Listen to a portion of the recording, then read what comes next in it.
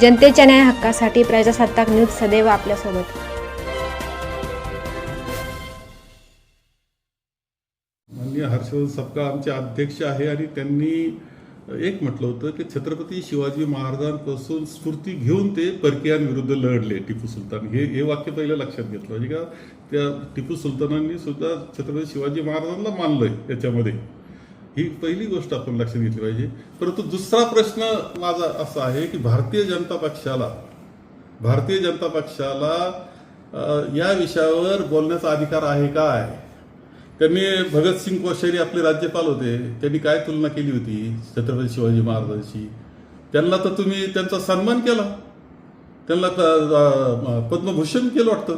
म्हणजे कशा करतात छत्रपती शिवाजी महाराजांचं त्यांनी अवहेलना केली होती खरं म्हणजे त्यांनी, तर त्यांचं पद्मभूषण झाले ते। प्रशांत कोरटकर काय बोलले होते, सुधांशू त्रिवेदी काय बोललेले आहेत आपण सगळे आठवा, श्रीपाद छिंदम काय, राहुल सोलापूरकर काय बोलले होते।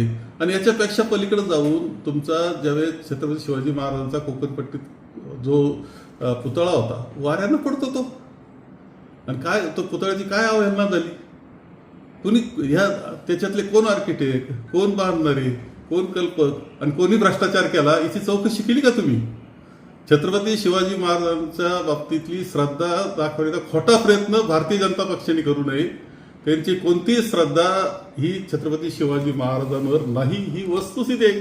कारण वेळोवेळी त्यांनी अपमानच केलेला आपल्या सगळ्यांना दिसतो।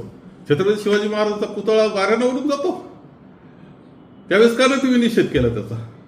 त्यावेळेस का गप्प बसले? काय चौकशी केली? कोण आहे गुन्हेगार त्याचं? याचंही उत्तर मिळालं पाहिजे। एकीकडे भाजपचे नेते म्हणतात की सपकाळची जीभ छाटली पाहिजे, काळा फासणाऱ्यांना बक्षीसं ठेवलेत त्यांनी। असे त्यांना काहीच अधिकार नाही छत्रपती शिवाजी महाराजांवर श्रद्धा दाखवण्याचा, तो अधिकार त्यांनी गमावलेला आहे।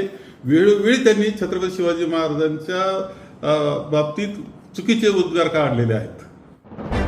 आपल्या परिसरातील ताज्या घडामोडी पाहण्यासाठी आजच प्रजासत्ताक न्यूज 24 ला सबस्क्राईब करा आणि रहा अपडेट। तसेच लाईक अँड शेअर करायला विसरू नका। प्रजासत्ताक न्यूज सदैव आपल्यासोबत।